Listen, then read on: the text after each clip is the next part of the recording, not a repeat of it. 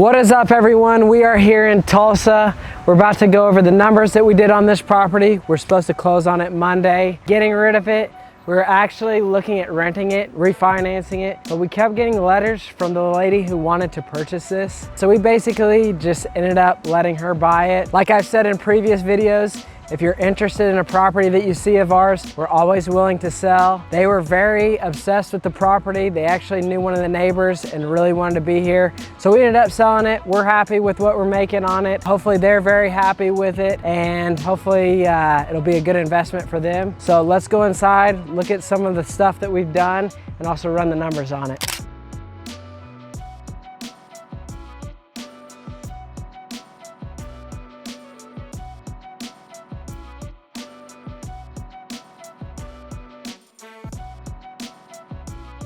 All right, guys, so as you can tell here, we've done all new windows, new flooring, tile, refinished all the hardwoods, all new paint, new cabinets, new countertops, plumbing fixtures, light fixtures. We've done a lot here, fixed some of the electrical issues. It wasn't a complete full gut and remodel like some of the others that we've done. We did a lot of sheetrock work as well. So like I said outside, the new buyer was actually very adamant about purchasing it. We didn't really want to sell it. I know that the area across the street is going for like $50,000 to $100,000 more. So I think that in a few years, that'll start coming this way. There's already some nice new houses in this area that have been remodeled. So I was wanting to keep it, but they were persistent on buying it. So I kind of did them a favor, I think. I'm still happy with the money that we're making on it. And there's no issue with basically taking some risk off the table. We're actually selling it for $215,000 after closing costs, realtor fees, all that stuff. We'll end up with about $200,000 on it. We're all in on this property for $150,000 on it. That's with basically the purchase of the property, full remodel, all that we did. Actually, we added a roof too, so I think we're about $160,000 in it. We're making about $40,000 after all that is said and done. So not bad for just maybe, I think it's about 4, maybe 5 months. It would have been quicker if the buyer wasn't kind of slow rolling it. They were waiting on their other property to close. So we could have closed probably a month, 2 months sooner, but I'm happy with it. They're happy with it. Hopefully they love the property. Hopefully it has no issues for them, and we'll be on to the next deal. So basically on this property, you can tell we did a lot of updates. We made it very nice. We didn't go overboard. We didn't spend too much on all this lighting and all that stuff. It's just a good overall property. This is what we like to do in all of our properties. Makes it easy if we want to sell it, rent it, whatever we want to do. We get good buyers, good tenants, all that stuff whenever we update it like this. We also don't have a lot of maintenance and stuff if we end up renting it. That's very nice the first few years, not having to put a roof on, not having to do all this stuff that we've already done. If we ended up keeping it, we would have refinanced it, gotten all of our money back, still rented it and whatnot. As you can tell, all new windows look really nice. New lighting, new paint, fresh paint. Everything looks very nice, not overdone, but also not underdone. That's another issue. We ain't slumlords around here. Bathtub looks nice. Had to refinish that. So yeah, that's basically it. We got it under contract maybe 2 months ago.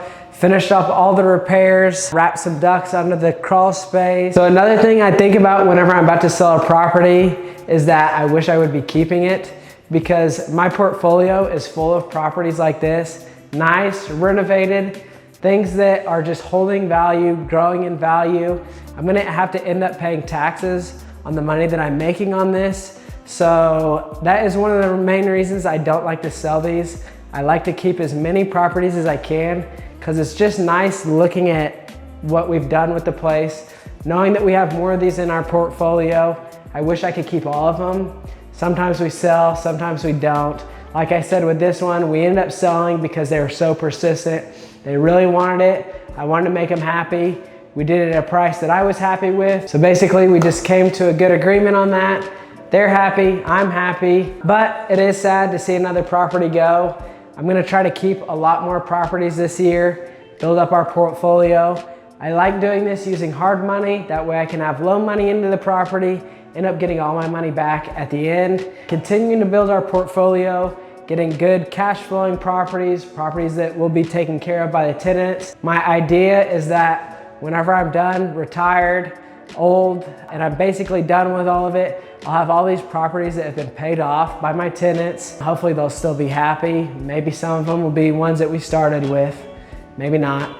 But they'll be happy, I'll be happy, I'll have a paid off property, hopefully multiple of them.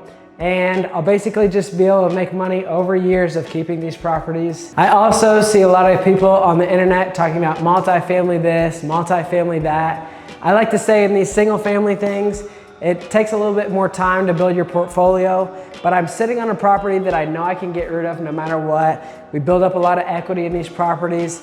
This one we're actually selling right now, but if I were to rent it and needed to sell it in the future, I know that I've got the equity that'll take care of itself. It's basically easier to get in and out of multifamily stuff. I'd like to get into it, but I just feel like it can be a headache. And also whenever you're starting out with no money, there's not really any way to do that other than single family properties. Other than if you were to buy a duplex, live in it yourself. That I think is a great strategy, but getting into 10, 20, 30 units and above that, there's no way you can do that without having a whole bunch of money. If you're not sitting on a big pile of cash or just know a bunch of rich people, this is the only place you can get started. You can basically do it with no money. I started out doing it whenever I was making like $11 an hour, working for somebody else. I started buying my first house, fix it up, sold it, had more money, ended up continuously doing that. And now we've got it to where we're doing multiple projects at a time. We started with absolutely nothing. Just takes learning, educating yourself on it. We've kind of stumbled our way through. I just kind of looked on YouTube, just figured things out on my own, but there are people out there that you can ask questions to, learn the game, maybe find a mentor in your area. There's all types of different ways to get started. I like single family, I think it's the best way, but I think that is it for this video. Thank you guys so much for watching, and I'll see you on the next one.